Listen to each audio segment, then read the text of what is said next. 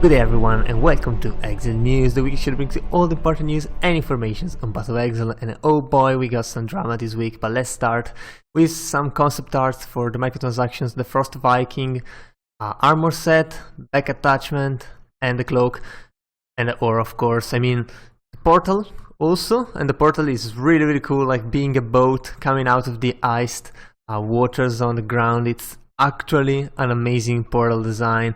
A bit less amazing, to be fair, is this back attachment, which is way too big. It's almost as big as the character itself. It's too clunky, I don't know.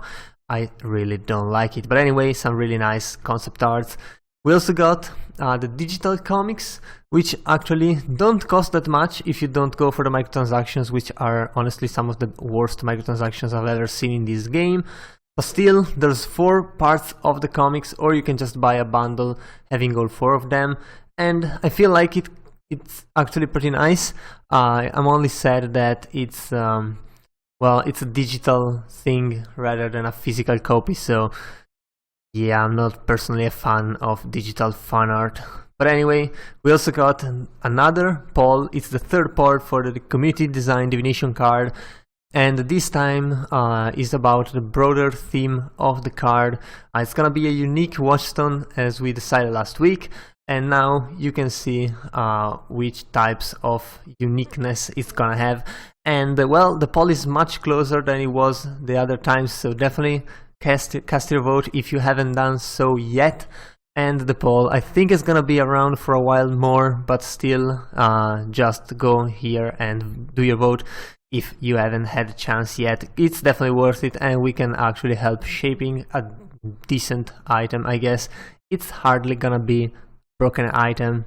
But anyway, GGG is also hiring for 6 roles, and given the COVID situation, they can only look at people from New Zealand or from Australia as well. Usually, back in the days, they didn't want from Australians either, probably due to some problems with visas and all the kind of stuff. So yeah, if you are in New Zealand or in Australia and you are looking for a job in this kind of places, well, definitely look it out here. It might be the job for you. But anyway, we also got the winners of the talent competition, and well, top 3 winners. This time GGG went for a different approach, and it decided for 1 fan art, 1 cosplay, and 1 music submission.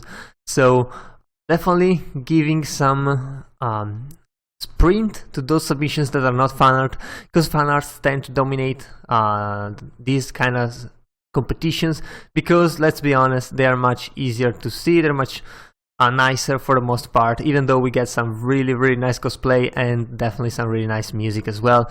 There's also a lot of others, and you can see 4 to 5th and 6 to 10, and then there's even more players like 10 to 11th to 20th, and even more runners-up, and I expect some runners-up in the future to be added as well, as GG usually does.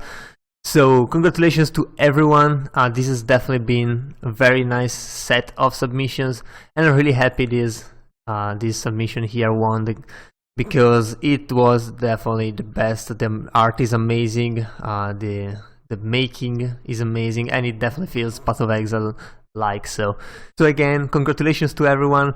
And finally, we got the huge drama here about it's the Harvest Crafting Development Manifesto by GGG, where basically they are hard nerfing Harvest, and this has split the community. If you go on Reddit and most likely on the forums as well, you can see people giving motivation to one side or the other, on how it should be, on why it's good one side, why it's good the other side. But the point is, GGG is saying that the initial plan for Harvest Crafting was to basically give the players a chance to experience using their own currencies on items, even on lower levels, because normally you will just keep those items for higher level crafting, and even more normally you will just keep your items to sell for a crafted item that's already done. So what Harvest was in the beginning was to allow players to experience the crafting that was very gated to a little amount of people. And well, when they integrated crafting, it became really clear that it was very strong, and they decided to keep it that way even before integrating it because well, it could provide for very useful data, and so they kept it, and they got actually a lot of data. And what happened was that players basically made a lot of mirror-worthy items with the only effort of time, which the effort of time was still present before, but now being harvest pretty much deterministic with a lot of crafts, there was really no risk into making your own items. And even when they integrated into the core game, they made, of course, harvest much rarer, but people pulled up pretty much and then went all on a Discord channel where they sold the harvest crafting that they found.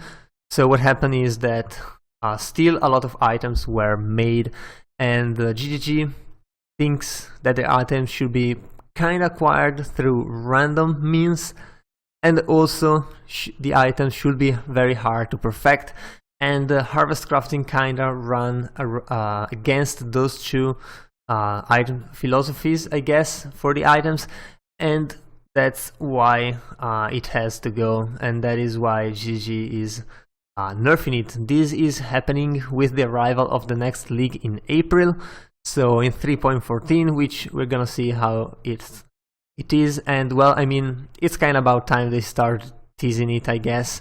With some very small tease, I guess Bex can just come out and do her own thing. But anyway, all this, it comes down to the fact that it's gonna be a lot of less craftings for lower level harvest, and it's gonna still be close to the 1-to-1 ratio in the higher level maps, meaning that if you're doing higher level harvesting, you will still get a lot of crafting options. The problem is that some mods with overly deterministic behavior have been removed. These include all annulment mods and all type-specific divine mods, and the annulment mods are gonna be crazy nerf to this system, because it's gonna be much harder to take off a mod now, if it's even gonna be possible. And also, crafting mods for specific type like physical can no longer be applied to influenced items. So this is also a very huge nerf to items, because if you want to influence it afterwards, you're gonna have to deal with mods, and you won't be able to craft some of the hardest mods to get, like explode chest and all the kind of stuff. So there goes most of the harvesting anyway.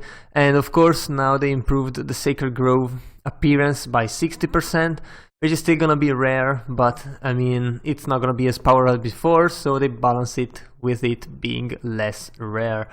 Also, the Heart of the Grove encounter is now map fragment, so if you kill a T4 boss, you get a chance to get a map fragment, and you can then decide when to run the Heart of the Grove, or if you want to sell it.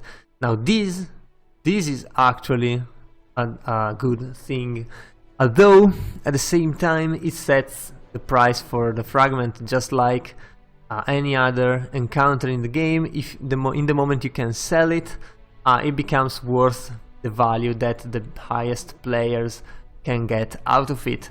Although this is not like Legion, so it's probably fine as it is. So yeah, we'll have to see how this goes. Huge mirror worthy items are definitely gonna be much rarer now to come by, and we'll have to see how the game goes in the next patch.